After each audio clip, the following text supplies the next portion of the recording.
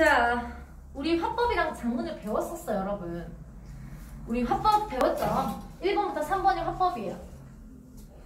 네, 1번부터 3번이 화법인데 여러분들이 이때까지 연습한 것보단 난도가 있었을 거예요, 그쵸? 난도가 있지만 고등학교 1학년 거라서 크게 어렵지는 않습니다.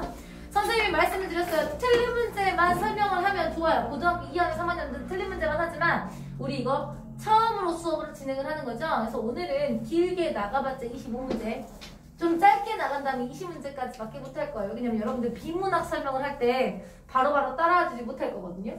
문법도 마찬가지고. 근데 생각보다 문법은 잘 풀었더라. 중학교 때 배웠던 문법 수준으로 나와서 그렇거든요. 여러분 전부 다 중학교 때 배웠던 내용으로 나와서.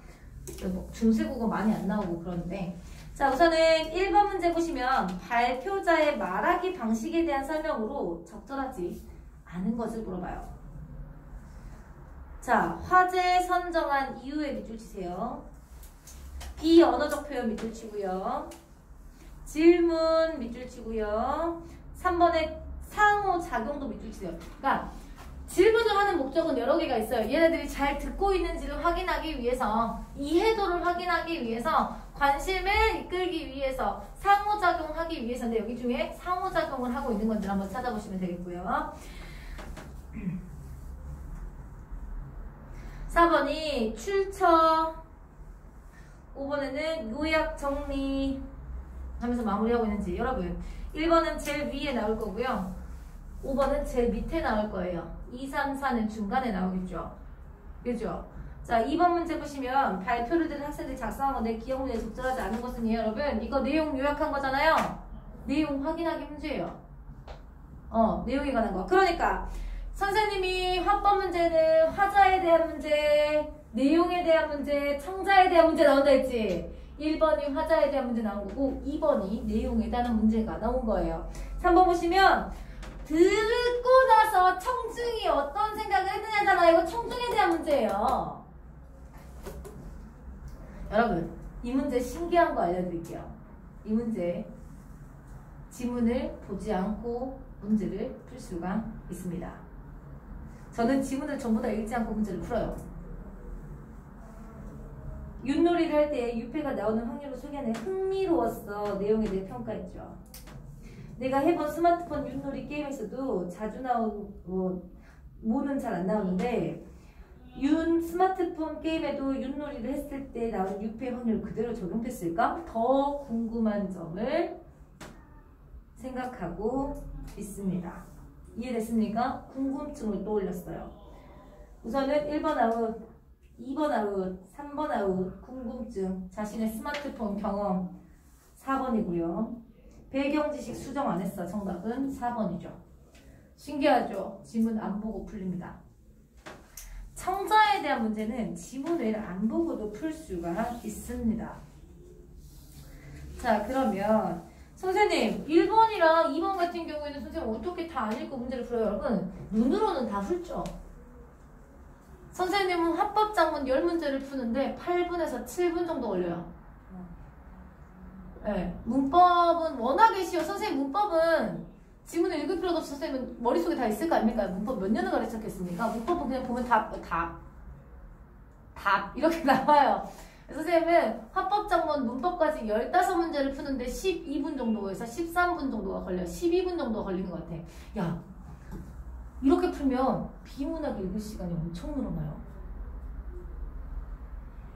여러분들은 그렇게 못해요. 여러분들은 먼저 17분에서 18분 동안 15문제를 푸는 연습을 하셔야 돼요. 그러니까 선생님이 가르쳐준 방식대로는 못 풀어요. 선생님이 1번 문제 앞부분 보고 있는지 동그라미, 끝부분 보고 있는지 동그라미. 눈으로만 훑어요. 있네? 동그라미? 없네? X에.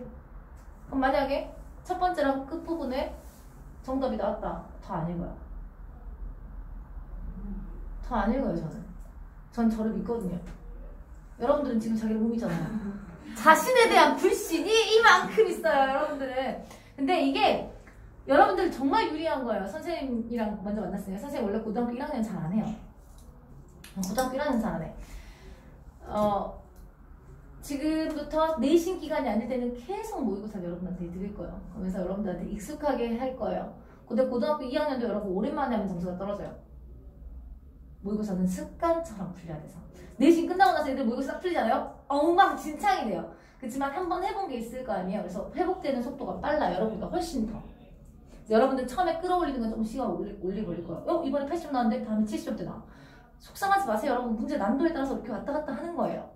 그거 너무 속상해 하지 마시고 이번 3월 모의고사에서 3등급만 목표를 하게. 이미 2등급 나오신 분들은 뭐 1, 2등급을 목표로 하셔야 되겠지만 2, 3등급만 목표로 하시면 돼요. 처음부터 막 나 1등급 할 거야 이렇게 하면 힘들어요. 모의고사는 습관처럼 풀려야 되는 거고 그리고 선생님이 말씀드리면 선생님 고등학교 때 국어 공부를 한 번도 해본 적이 없어요. 네. 공부 안 해서 점수가 잘 나오는 거예요. 선생님 국어 모의고사 120점 만점이었거든요. 60점, 60문제 120점 1점짜리도 있고 3점짜리도 있었어요. 선생님 때는. 문제를 60문제를 풀고 있는데 머리가 빠개지죠. 근데 선생님이 딱 하나 공부한 게 한자성어, 사자성어. 모르면 틀리니까. 사자성어는 모르면 틀리잖아요. 근데 우리 때는 사자성어 문제가 한 2문제 정도 나왔거든요. 사자성어 외웠어요. 그러니까 고등학교 1학년 3월 모의고사 1, 2등급 나온 새끼들은 국어 실력이 원래 있는 놈들이에요. 나 중학교 때 공부 잘했는데요. 나 국어 깨어나고 90점 나왔는데 아니 중학교 때 국어는 국어가 아니에요. 중학교 때는 갈래의 특성이랑 이 갈래의 특성, 시의 특성이라든가 소설의 특성 정도는 배우는 거고요. 어휘력을 높이는 거, 어휘력. 중학교 때 국어 어휘 공부 안 한 새끼들은 바보예요. 그런 애들은 고등학교 때 공부하기가 되게 어려워요. 중학교 때는 그 정도만 하는 그 정도만. 중학교 때 배웠던 문법, 문학 하나도 안 나와요. 문법은 나와. 문학은 하나도 안 나와. 중학교 때 배웠던 토론 그 정도 난이도 절대 안 나오고 중학교 때 배웠던 비문학 절대 그딴 식으로 안 나와요. 기본적인 것들을 익히는 시간인 거예요. 그때. 그럼 선생님 3월 모의고사에서 잘하는 애들이요. 걔네들은 그냥 타고나게 국어를 잘하게 태어난 거예요. 언어적 능력이 높은 애가 있고 수리적 능력이 높은 사람 있잖아. 제 아는 사람은 카리스트 다니거든요. 수학 존나 잘해요. 근데 국어는 바보예요. 되게 많아요. 영어도 잘 못해. 국어를 못하면 영어를 못해요, 여러분. 언어 능력이라는 것 자체가 그쪽으로 타고나야 되는 거니까. 그럼 선생님 나 국어 능력 안 타고난 것 같은데 어떡해요? 나 읽는데도 시간이 오래 걸리고 늘어요. 그 대신에 수학이나 영어나 과학이나 탐구처럼 팍 오르지가 않아요. 국어는 최소 2년을 두고 봐야 되는 거예요. 최소 2년. 여러분들 이때 하나도 공부 안 한 거랑 똑같은 거예요. 저는 중등부 국어 가르칠 때 절대 이거 문학작품 이런 내용이죠 하고 끝내지 않아요. 이거 무슨 법이죠? 이렇게 안 끝내. 이거 어떻게 해석해야 무슨 법이에요? 이거 무슨 법이에요, 여러분? 이거 왜 무슨 법이에요? 어떻게 해석해야 되겠어요? 이거 주제가 뭘 것 같아요? 큰 거를 찾아야죠. 여기서 이런 식으로 가르치거든요. 스스로 생각을 해야 되는 거예요. 물론 내신은 때려야죠. 내신은 때려 내우는데 그거 아니고 내신 때가 아니고 방학 때나 이럴 때는 무조건 저는 이렇게 가르쳐요. 그래서 느으니까 두려워하지 말라고 얘기를 하는 거예요. 그래서 고등학교 1학년 올라갔을 때 1, 2등급은 그냥 원래 잘하는 애들이 나오니까 여러분들 목표는 3등급. 원래 지금 한 1, 2등급 나왔던 2등급 나온 애는 원래 잘하는 거야. 원래 언어적 해석 능력이 보통 사람보다 나은 아이인 거예요. 그러니까 두려워하지 않아도 괜찮아요. 그래서 지금은 여러분들 스스로 이 얘기를 왜 했냐면 여러분들 지금 스스로 못 믿어요. 선생님 푸는 방식대로 못 풀어요. 그렇지만 어느 정도 레벨이 쌓이고 모의고사 습관이 쌓이잖아요. 그럼 저처럼 풀 수 있어요. 시간도 처음에는 30번 문제까지밖에 못 풀고 막 32번 문제까지밖에 못 풀 친구들도 선생님이랑 한 반년 정도 모의고사를 따라오다 보면 제 시간 내에 풀기는 다 풀어요. 지문은 더 어려워지는데 풀기는 다 풀어. 여러분들도 그러게 될 거예요. 그러니까 제발 75분 내에 푸는 연습이라도 하세요. 그 연습부터 하세요. 무슨 말인지 알겠죠? 자, 처음 부분에 화제를 선정한 이유가 나오는지 한번 보겠습니다. 여러분 명절하면 어떤 전통률이 떠오르시나요? 물어보죠. 청중이 반응을 살폈네요. 이씨. 1번에 몇 번 동그라미? 아니 다시 아직 이유 안 나잖아. 1번에 몇 번 동그라미? 청중의 반응을 살피고 있잖아. 몇 번 동그라미? 3번!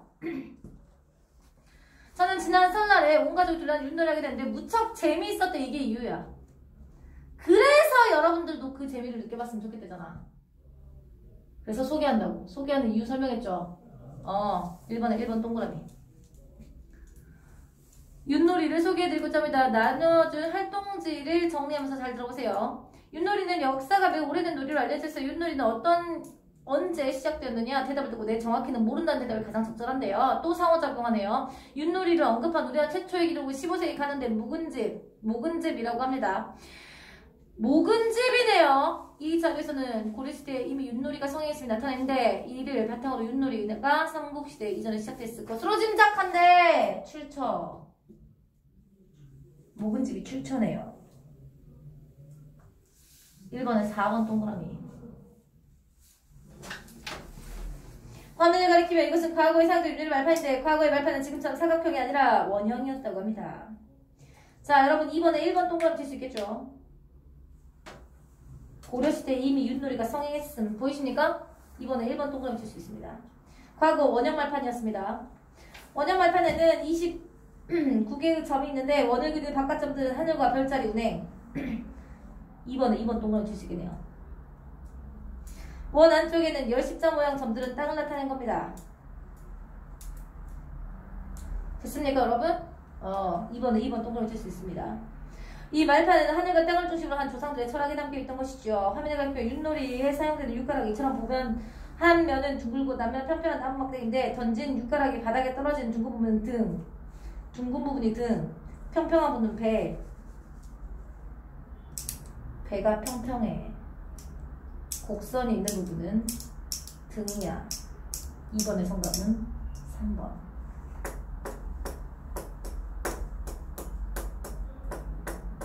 윷놀이의 규칙은 간단합니다. 손가락을 하나씩 펼치면서야. 여러분 우리 비언어 반언어 배웠죠? 손가락을 펼치면서야. 비언어적 표현이죠. 몇 번까지 동그라미?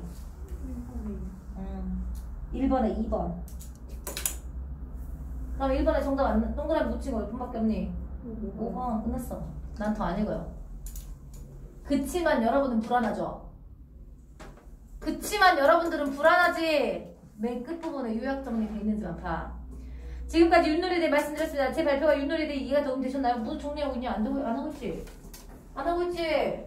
정답은 5번인 겁니다. 봐봐, 여러분 저처럼 풀면 당연히 이 세 문제 푸는데 2분 정도밖에 안 걸리지 않겠습니까? 그죠? 그치만 여러분들은 아직이에요. 자, 4번부터 7번은 화법 플러스 작문. 보통 가의 화법이 있고 나의 작문이 있습니다. 이런 문제 어떻게 풀어야 될지 감이 잘 안 와요. 그럼 가에 있고 가에 해당하는 거 풀어요. 이해되십니까? 나에 있고 나에 해당하는 거 풀어. 뭐 어렵게 생각을 해요. 가랑 나가 나눠져 있는데 한꺼번에 이어져 있는 거 아니잖아요. 가에 있고 가에 해당하는 거 동그라미 치고 그럼 선생님 가나 같이 있는 건요.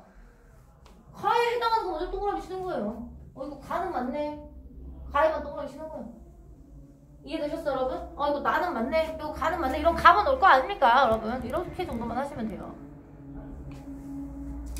자, 그러면 우선은 4번은 가에 대한 거죠. 5번도 가에 대한 거고요. 6번 나에 대한 거고 7번이 나에 대한 건데 여러분 7번 보기 비유법 역할을 드러내야 된대요. 전 7번에 비유법 없는 거 1번 아웃. 비유법 없죠. 2번 있네요. 연결고리. 좋죠. 3번도 있어요. 소리의 샘.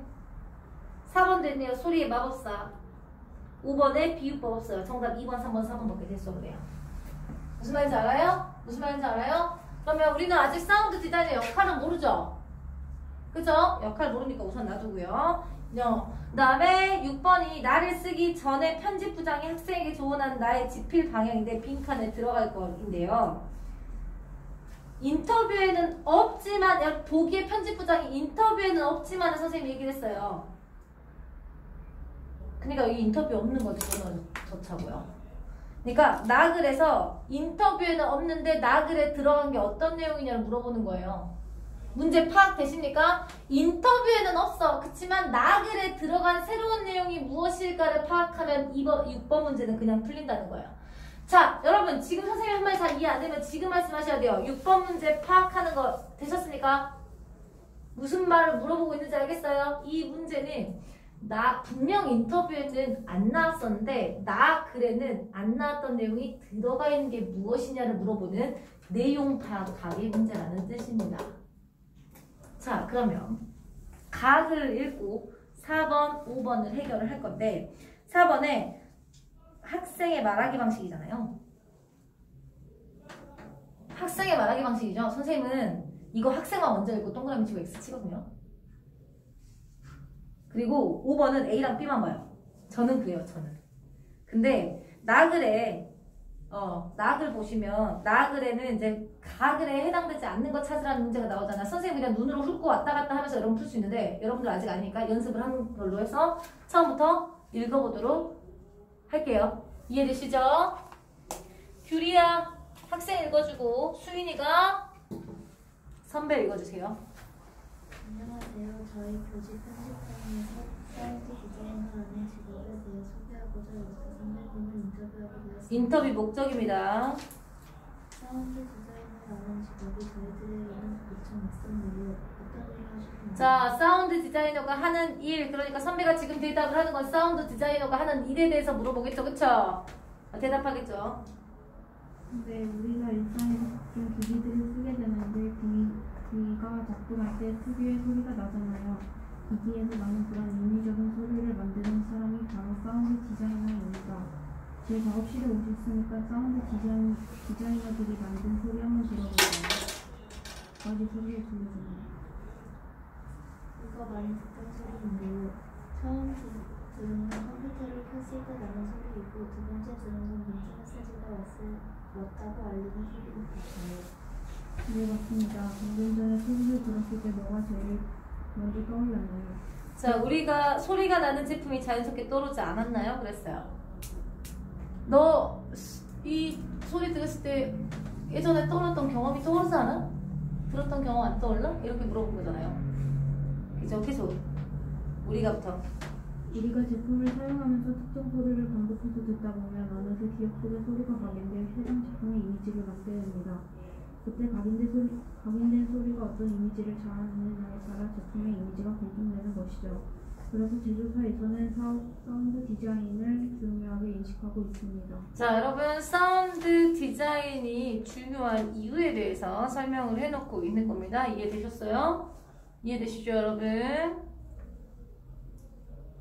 자, 5번에 A 시청자의 경험 한계네요. 그죠? A 부분은 동그라미 칠 수 있습니다. 한기하다가 뭐예요? 또 환기. 여러분, 환자는 돌게 하다라는 뜻이에요. 그죠? 기자는 일으킬 기자예요.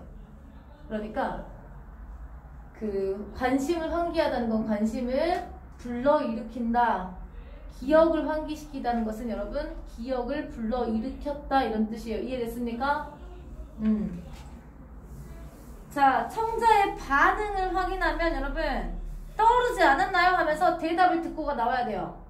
그래? 안 나왔지? 2번에 X.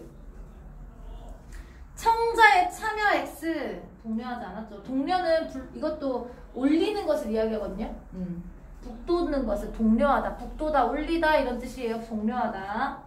주의 당부 X. 관심 유도는 할 수 있겠다. 왜냐면 너 소리나는 제품은 너 썼던 제품 떠오르잖아. 이거는 관심을 유도할 수 있으니까. 이해됐습니까, 여러분? 자, 그러면 1번과 5번만 정답이 될 수가 있습니다. 계속. 결국 제품의 소리가 제품의 이미지를 형성하고 있기 때문에 사운드 디자인이 중요한 것이군요. 그 말이 맞나요? 자, 지금 제 말이 맞나요? 그랬어. 자신이 이해하고 있는지를 제대로 이해했는지를 점검한 거예요. 이해됐습니까, 여러분? 4번에 기억 동그라미 칠 수 있겠네요.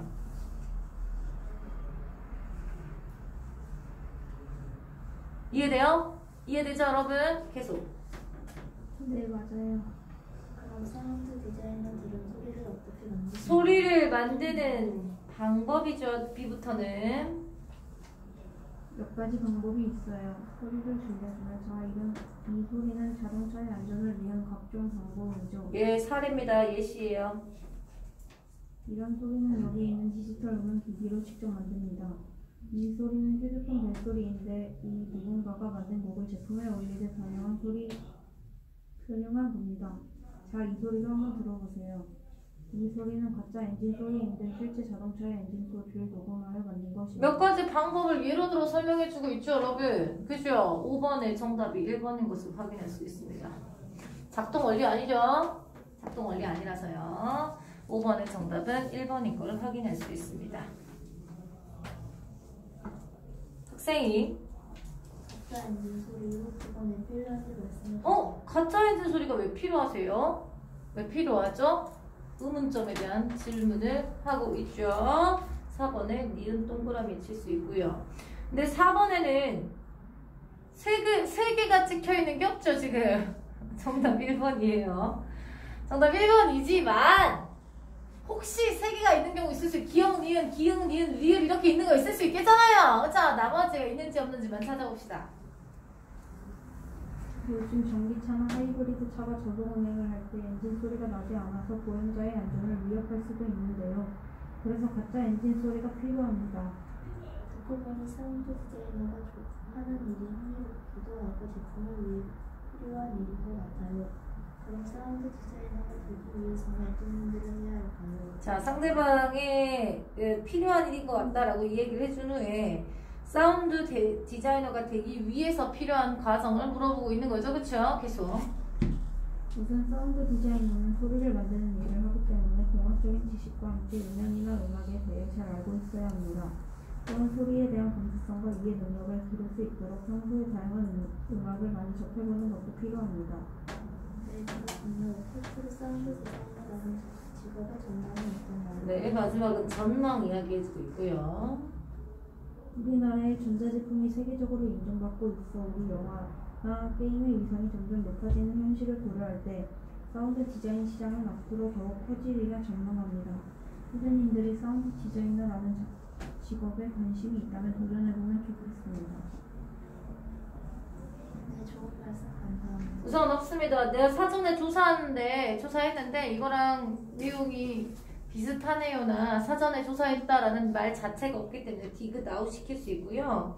용어 뜻을 물어보진 않았어요. 이거 무슨 뜻입니까?를 물어보진 않았기 때문에 리을도 X를 할 수가 있습니다. 자, 그러면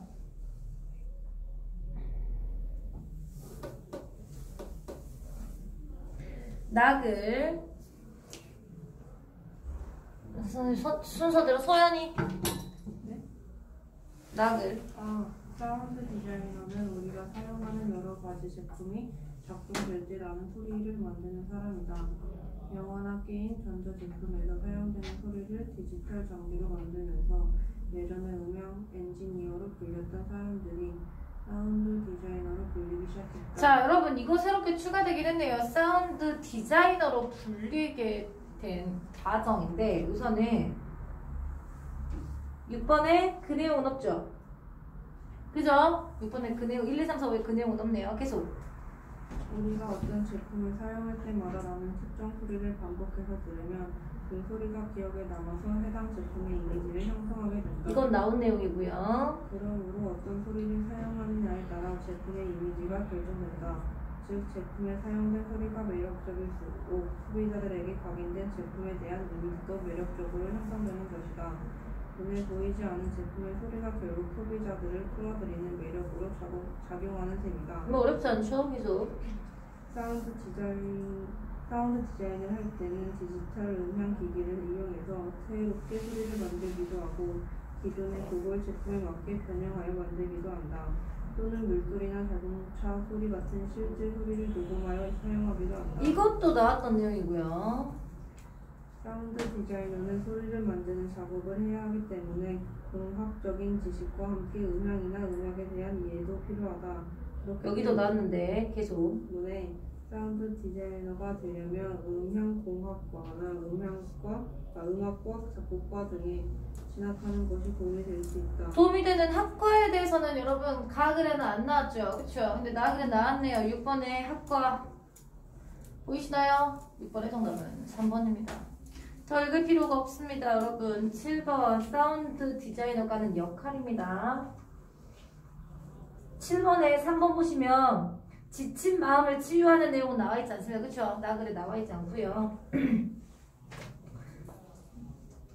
세상과 나를 이어준다라는 말도 나와있지 않습니다. 제품 하면 어디 이 문단에 그 제품 하면 그 소리가 떠오른다. 됐어요, 여러분? 이해되시죠? 그래서 그 제품에 매력을 준다. 옷이 날개다 이런 뜻이에요, 여러분.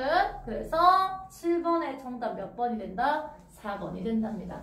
자, 여기까지 틀리신 분도 있을 거고요. 여러분 7번까지 안 틀리셨던 분들도 있을 거예요. 그쵸? 그치만 합법과 작문을 어떻게 풀어야 되는지 감이 조금씩은 오고 있으니까 그래서 실전을 해봐야 돼. 조금씩이라도 감이 오죠? 실전을 계속 하다 보면 알게 될 거고요. 자, 여러분 이런 거는 어떻게 풀어야 되냐면요. 이렇게 넘기셔야 돼요. 이렇게. 이거는 A4로 돼 있으니까 괜찮은 건데 여러분 보통 모의고사는 A3예요. A3. 엄청 커요. 한쪽이 이만해요. 그럼 왜 펄렁펄렁 넘기고 있을 거예요, 여러분? 문제는 여기까지 있는데 이쪽 지문은 반 페이지잖아요. 이런 경우는 이렇게 접어서 왔다 갔다 하시면 시간도 줄일 수 있고 보기에도 편합니다. 아이씨.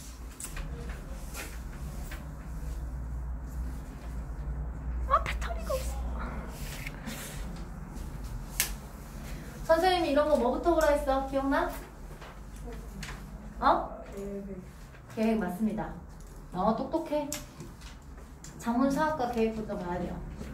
작문 상황이 여정, 견문, 감상, 기행문, 여정, 견문, 감상이 나타나는데 여정은 간 곳, 견문은 보고 들은 것, 감상은 거기에서 느낀 점이야. 이거 파악하면서 읽어야 된다는 소리예요. 계획! 여러분 이거 문제가 뭐냐면 반영되지 않은 것 찾으라 이거 분명. 혹은 조금 어렵게 나오면 여러분 내 고등학교 1학년 수준 이렇게밖에 안 나오고요. 고등학교 2학년 수준 되면 어떻게 나오냐면 얘를 구체화하기 위한 방안으로 적절하지 않은 것이 나와요. 어떤 자료를 주고 얘를 좀 더 구체화하려고 할 때 적절하지 않은 거. 근데 이거는 좀 지금 여러분들이 풀기에는 조금 난도가 있는 거니까 보통 반영되지 않는 것 찾으라는 문제가 나올 거예요. 반영되지 않은 것 찾으라는 문제는 여러분 A, B, C, D를 먼저 봐야 돼요. 있는지 없는지 바로바로 떠올려서 올라가야 되거든요. 자, 답 택한 이유 그죠? 군산 도착하기까지의 여정, 군산 거리의 모습을 묘사, 최만식 문학관에서 들은 내용을 제시, 군산항에서 금강을 바라보면서 느낀 감상.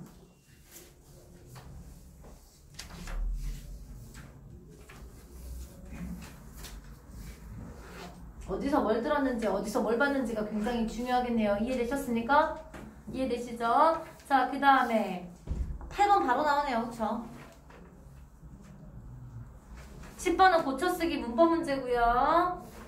그쵸? 그래서 A, B, C, 기억, 니은, 디귿, 리을, 미음 보면서 왔다 갔다 하시면 돼요. 이해됐습니까? 기억, 니은, 디귿, 리을, 미음 보면서 왔다 갔다 하실 수 있고요. 보기에 가와 나를 모두 활용해서 초고를 수정 보완하는 방안이라 했어요. 근데 1, 2, 3, 4, 5가 1문단에서 2문단에서 3문단에서 4문단에서 5문단에서 그러죠? 그쵸? 1문단 보고 확인해. 2문단 보고 얼마나 친절. 고등학교 1학년이니까 이래요. 고등학교 2, 3학년은 이렇게 나오지 않거든요. 1학년이니까 이 정도 나오는 거예요. 여러분 친절하죠? 1문단 보고 왔다 갔다 하시면 돼요. 그러니까 이렇게 적으라고 한 거예요. 그러니까 이렇게 적으라고 한 거예요, 여러분. 반대로 적어도 되겠네요. 이거 10번까지니까 여러분들 편한 대로 어떻게든 적어도 상관없어요. 왜냐면 이쪽 페이지밖에 없잖아요. 여기서부터 문법이니까. 무슨 말인지 알겠죠? 선생님은 그냥 편한 대로 아까대로 적겠습니다. 빨리 읽으면서 여러분 동그라미 치고 X표 칠 수 있는 것도 쳐보겠습니다. 이번 우리 문해반에서 문학기행 장소로 군산이 결정됐습니다. 국어 시간에 배운 채만수 소설 탕류의 배경된 군산 답사를 통해서 밑줄 그의 삶의 문학에 한 발짝 더 나아가고 싶기 때문입니다. 여러분 A 나왔네요. A 나왔네요. 그쵸? 문학기행을 떠나기 전 우리는 탕류를 다시 읽으면서 답사 일정을 정했습니다. 우리는 설레는이 맞습니다. 여러분 설레이는 없는 말이에요. 설레다가 기본형이니까 여러분 설레다가 돼야 됩니다. 설레다. 익산행 기차를 탔다. 여러분 익산행 기차를 타고요. 도착할 쯤에 차창으로 후두둑 내리기 시작했고 익산역에서 내리는 버스 갈아탔고요. 군산에 도착하니 비가 멎어 있었다까지 군산까지 여기 도착했죠. 익산은 기차 타고 익산에 도착해서 익산에서 버스 타고 군산까지 도착했네요. 여정 나와 있어요. 군산에 도착하기 전까지에. 여기는 B. 됐습니까? 됐어요. 터미널에서 채마시 문학관을 향하는 거리의 풍경은 낯설었다. 바둑판 모양으로 여기부터 가로쳐 가득한 모양으로 정리된 길과 일본식 가옥의 모습 마치 외국에 온 듯한 느낌을 주었어. 낮은 담장 배경으로 붉은 동백꽃 요구만 소리고 있었다까지 가로닫고 C 거리의 모습을 구체적으로 묘사하고 있죠. 됐습니까? 채마식 자 우선 1, 2문단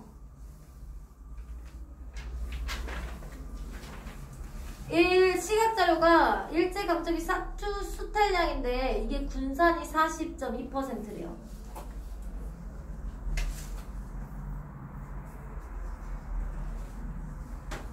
그 다음에 나 인터뷰 자료가 군산은 채마시 탕류에 배경된 곳으로 일제강점기 군산 쪽 우리나라 최대의 곡창지대인 호남평야 쌀이 집결되는 경제유충지였고 쌀이 반출되는 창구였어. 그러다 보니 일확천금 노린 사람들 모여서 투기도 했고요. 고리대금업이 행행했대. 이러한 일들로 주로 쌀의 시세를 이용해서 투기 행위를 하는 등의 미도장을 중심으로 벌어졌고 그 결과 가진 돈을 모두 잃고 알거지로 신세 전락하는 신세. 자 그러니까 군사 답사 일정을 탕류 때문에 한 거다. 나 그 인터뷰에 채만식의 소설 탕류의 배경이 된 곳입니다. 이걸 통해서 알 수 있다 이 말이에요. 이해됐습니까? 이 문단 탕류의 배경인 군산의 이국적인 모습과 관련해서 일본식 주거 문화를 소개하는 자료로 활용한다.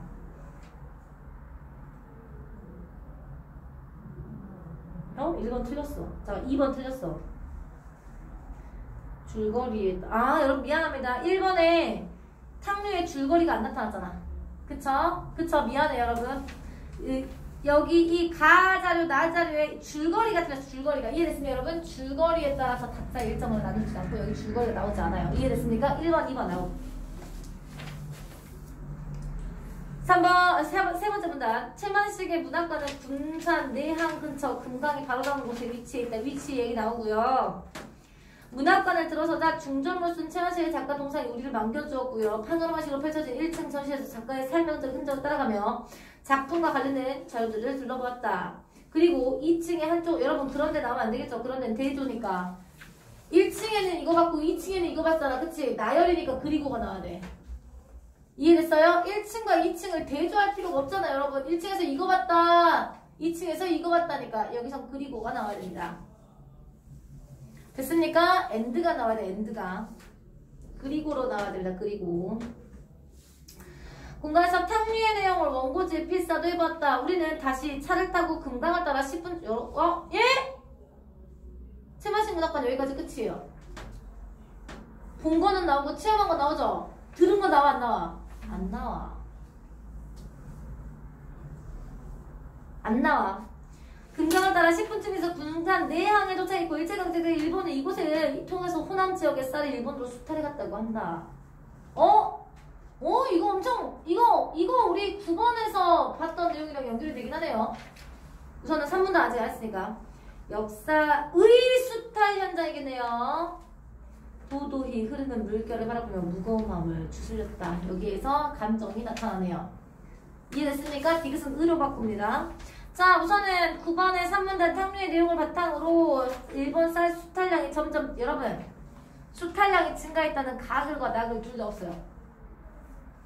수탈량이 얼마나 증가했는지는 나타나잖아. 몇 년도에서 몇 년도로 갈수록 몇 퍼센트가 늘었다. 있어요 없어요? 가글에 그 가나 있어 없어? 없어. X. 우리 군산 내항 앞 근대 역사박물관 들었어. 3층에는 일제강점기 군산의 모습을 다시 재현 제자가 무슨 제자야? 여러분 우리 방송 본방송 끝나고 나서 다시 하는 방송 무슨 방송이라 해? 재방송이라 해. 제자가 다시 제자야. 그러니까 다시 재현한다는 건 여러분 똑같은 단어가 반복된 거예요. 다시를 빼 그냥 재현이라고 하면 돼요. 다시 X. 특히 탕류에서 읽은 미두장의 모습을 직접 볼 수 있었대요. 미두장의 모습. 사문단에서 탕류의 정주사가 몰락하게 된 결정적인 원인 미두장의 전국적 가에서 전국적 미두장이 전국적으로 어떻게 있었는지 안 나오고 가글에서는 쌀, 수탈, 양이 군산, 무안, 인천에 많았다. 이죠 여러분. 그래서 전국적으로 미두장이 많았다는 것은 자료에서 확인할 수가 없습니다. 됐어요? 됐니? 근데 역사 박물관을 나와 군산항으로 발길 돌렸다. 금강이 바다와 만나 혼탁해진 물빛을 바라보며 금강은 봤네요. 탕류에 등장한 이미지를 삶에 떠올랐다. 흐린 강물처럼 혼란스러웠던 일제강점기 쌀 수탈의 통로였던 군산. 이거는 연결될 수 있겠네요. 그것을 미두장에서 투기를 하다 폐가망신한 정주사 당대 사람들의 삶의 질곡이 피부로 느껴졌다. 왜냐면 주어가 그 사람들의 질곡이에요. 질곡을 느꼈다 그러면 여러분 능동이니까 질곡을 하면 돼요. 근데 질곡이 나에게 느껴진 거겠죠? 그러니까 얘는 느껴졌다고 바꿔야 돼요. 자, 그렇게 얘기하면 선생님이 여러분 8번은 해결됐을 거고 10번도 해결됐을 겁니다. 그쵸? 8번, 10번 해결 안 됩니까? 해결되죠, 지금? 9번도 해결됩니다. 오문단 탕류 백인 군산 일제 신야 스타일로 혼란한 스타락의 인간의 모습 모의 공간으로 그려줄 수 있는 개연성을 언급하는 자료 어디다? 그래서 가 놔두잖아요. 가에 군산이 실만쳐 수탈. 나그래서는 수탈이 많이 뜬 데서는 미두장이 많이 있었다라고 이야기를 했고 이 미두장 때문에 탕류의 주인공이 죽었대. 됐어요? 타락했대, 몰락했대. 그걸 알 수 있는 거는 5번밖에 없겠네요. 제대로 돼 있는 거. 이해되십니까 여러분? 이렇게 해서 10번 문제까지. 야 오늘 20번까지밖에 못해요. 무조건이요. 21번까지밖에 못하겠네요. 괜찮아. 문학은 훨씬 쉬워요. 비문학보다.